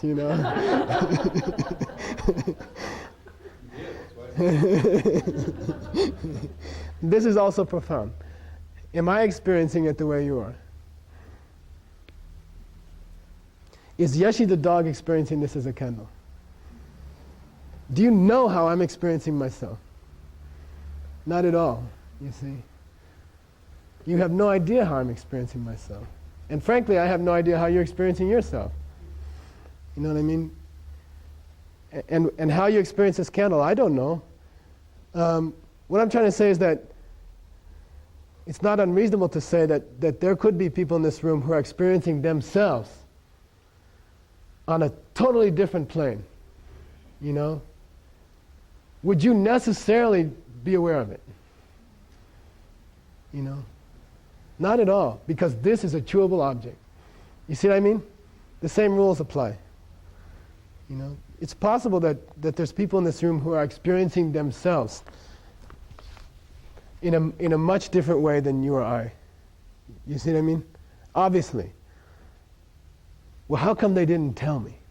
You know? Maybe they've been trying for a long time. The words they would use have the same nature as the candle. You wouldn't get it.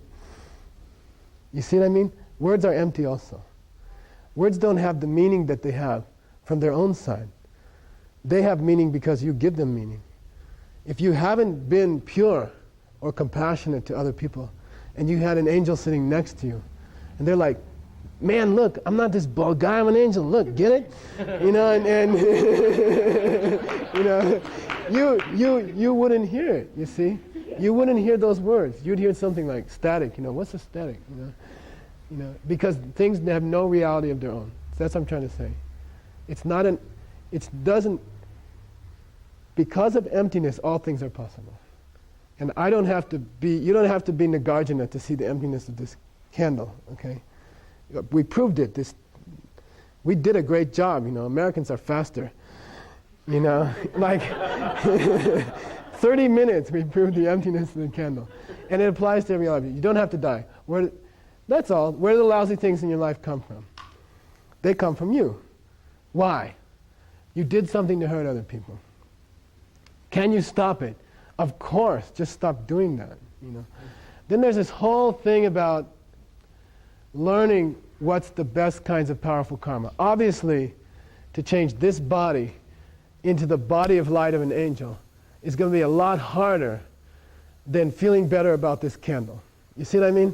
Obviously, it's a lot more heavy karma. You have to study karma.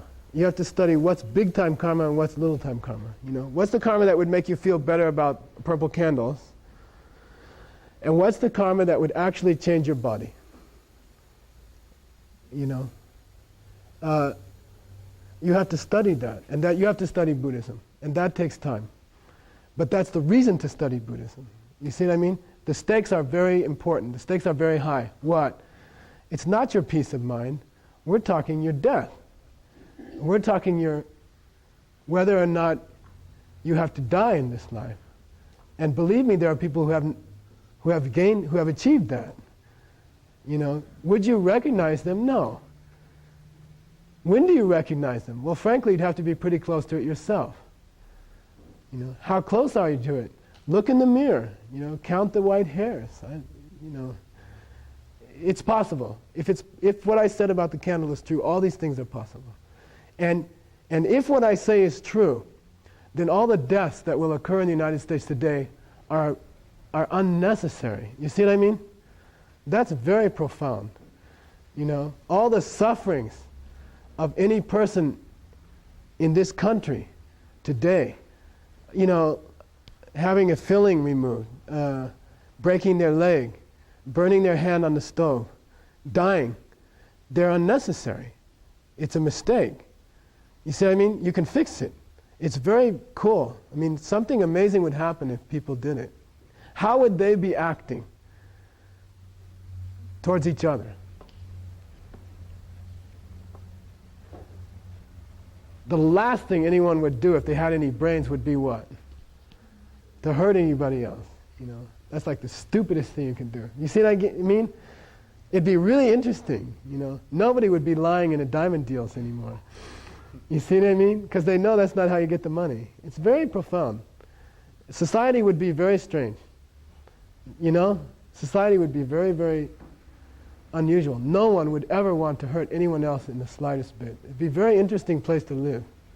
And I would bet that people would be noticeably happier than 1,000 years ago.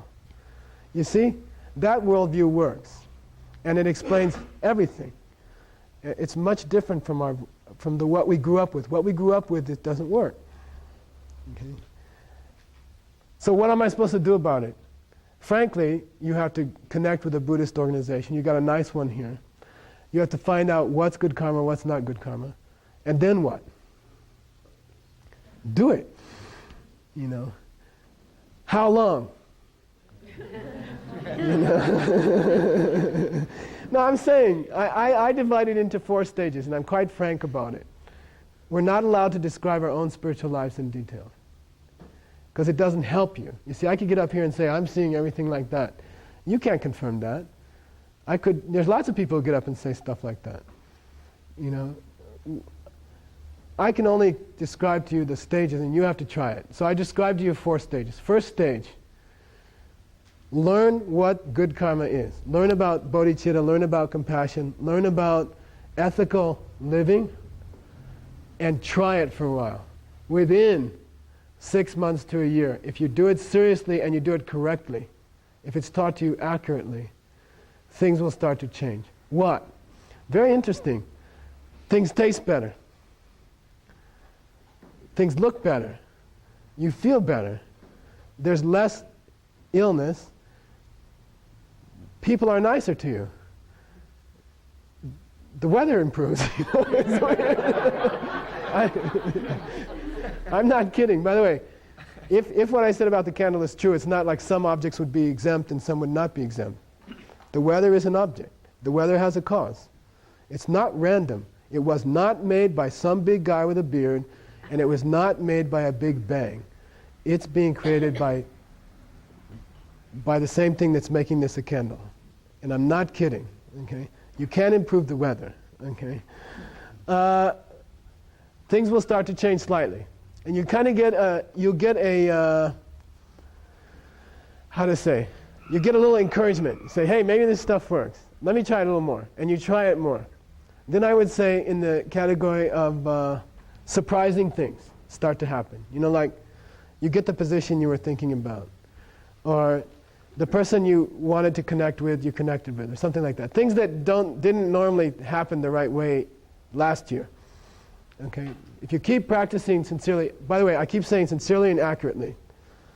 And if you don't practice sincerely and you don't practice accurately, it won't happen, and I can promise you that. You have to study under a good teacher. And the system has to be correct. If it's not correct, it won't work. So I'm trying to say. Okay? But if you practice it sincerely, and if it's accurate, then surprising things happen. Okay, stage 2. What was stage 1? Like improvement of your life. Stage 2 is like surprising things happening. Stage 3, amazing things happening. Okay? Things like successes in your life on all kinds of levels, and also internally, in your own heart, in your own mind. Big changes happening that you are amazing. You didn't ever think that could happen. And then what I would classify as supernatural or something like that. Level 4. Things you could never have dreamed of. And then we're getting into very heavy stuff like your death and the nature of your own body and whether you're getting older or not and stuff like that. I'm talking that kind of stuff. Towards the end, stuff you couldn't have dreamed of. You know, you've always thought in the back of your mind that the things I'm saying are impossible. You really believe that. Maybe 10 people in this room think it's possible. But if I say that next year you could be younger than you are this year, or you could have many of the things you ever dreamed of, you frankly doubt me. You really do doubt me. But what I'm saying is that if the candle is empty, logically there's no problem with what I'm saying. You know, logically there's no problem with what I'm saying. You can reach level 4, you know, of impossible things happening, things you never dreamed of happening. And that's exactly what the Buddha promised. Okay? It's exactly why Buddhism started in the world. And it just didn't get to America in the right, you know, so far it's been, sit straight and smile while you're body collapses, you know. That's not the goal of Buddhism. The things I've described tonight are the goal of Buddhism. If the candle is empty, then what I'm saying is true. And now all that's left to do is to study and to learn how to do that code of life. What is that code of life? Is it hard? Oh yeah, don't kill anybody. Don't steal things. Say kind things to people. Don't waste your life. They're all sweet things. The things you should be doing anyway. The things required of you, if you want to reach the state of deathlessness, happen to be the nicest things that could ever happen to you anyway. So what's the problem? You see what I mean? It's just doing beautiful things with your life. And if everything I said tonight is a lie, you'll still be happier a year from now. Okay? But it's not a lie. So it's very cool. The method makes you happy. The method is very pleasant and enjoyable. And then it gets you to this incredible stuff. So try it. Okay, just check it out. Try it. Okay, there's a beautiful center here. And if you study with the people there, you study with the lamas who come here, you'll learn more about how to collect that kind of karma, and then you can make it work. So I hope you do it, okay? Because the suffering is unnecessary. It doesn't have to be like that. It's unnecessary carnage. It's a tragedy. It doesn't have to be like that. It's all a big mistake, okay? The worldview that's been in our country for 200 years is an unfortunate mistake. It doesn't work, and it doesn't change your life.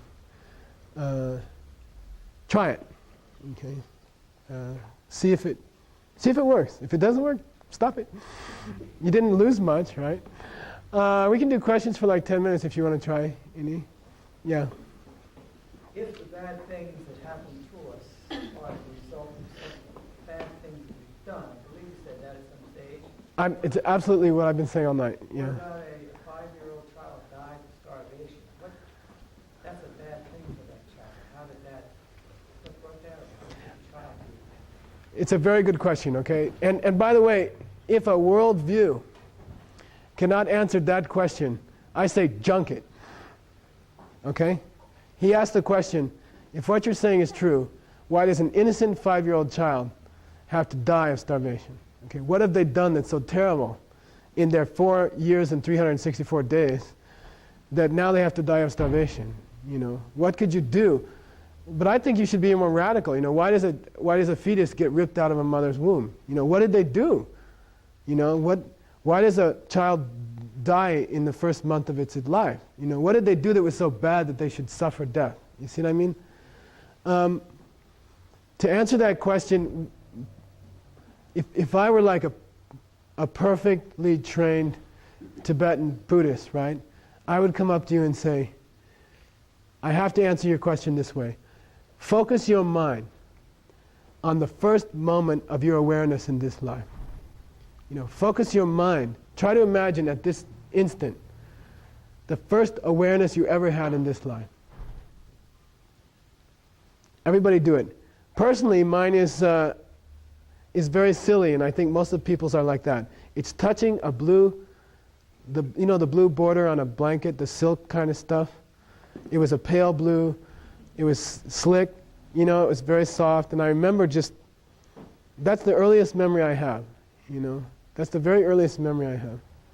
Focus on that earliest memory. I don't know what yours is, okay? Focus on the earliest memory. Were you aware the moment before that? Did you have a mind the moment before that? Ask him. Watch out. Be careful. Yeah, my memory is about, I must have been 2 or something. And all I remember is touching the blue and liking it. This is pale blue, powder blue, silky stuff on the edge of a blanket. And I remember touching it. And that's my earliest memory of my life. But did I have a mind like a month before that? Was I conscious a month before that? Of course. I was 2 years old already. I had 2 years of consciousness under my belt. I just can't remember what happened. But why do you say yes? Why do you say yes when I ask you that question? I don't remember it. Huh? No, you're actually using logic. You're saying, look, you were 2, you were born at 0, there was 24 months between there, you were pooping, crying, eating. You must have had some awareness, you know. And you can go back logically now. See, we're out of personal experience. Logically, I must have had some awareness very, very early. You know, perhaps even in the womb. You know, nowadays they say, probably, logically, there was some warmth in the womb. There was some, probably my first real awareness that I don't remember anymore because I've changed so much. And so long ago. I can hardly remember what happened this morning, right? There must have been some primitive awareness of warmth. You know what I mean? Inside my mother. Was there a state of consciousness prior to that?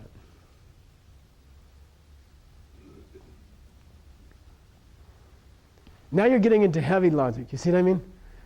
You know, why are you asking me this? I asked you about the 5-year-old. Okay. What I was saying is that according to Buddhism, if I followed this exercise for a half hour more,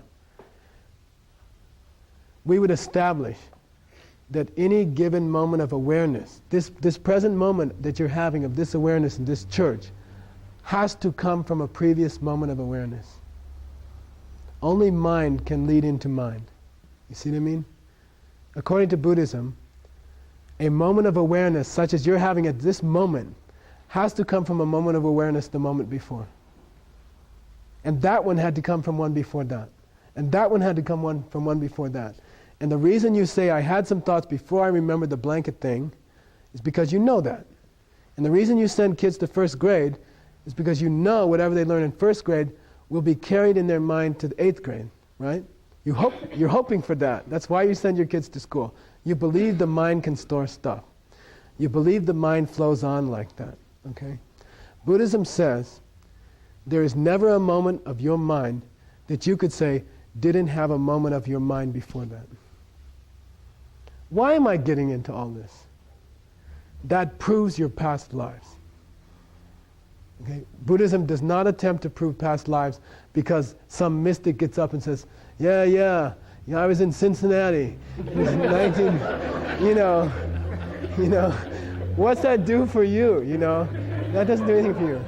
The Buddha proved the existence of past lives through reasoning, and you just proved the existence of my mind from age 1 to age 2, logically.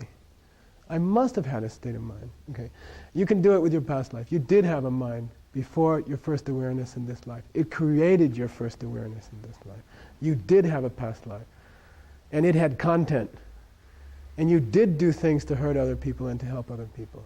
Doesn't that assume that at some level you're assuming that you understand where mind comes from? Well, as a sideline, you tell me, when was the first state of mind? When was my first moment of mind? If what I just said is true, when was the first moment of mind? If, you don't have to accept it. If what I said is true, when was the first moment of mind? Yeah. Buddhism would say none. There is no first moment. Why are there more minds in the world today than there used to be? They're not. We count animal life as a mind. And even the scriptures from 500 BC say the majority of minds are existing in the depths of the ocean, frankly. I mean, the number of mind streams that exist in the warm waters of the ocean, according to Buddhism, okay, is much more than infinitely more than the few human minds walking around on this planet, okay? Seriously. Anyway, what I'm trying to say is that according to Buddhism, that 5-year-old child hurt someone very badly in the past. And that's why good people suffer. And that's why innocent people suffer. Okay? And the reason I went to the mind thing first was because I wanted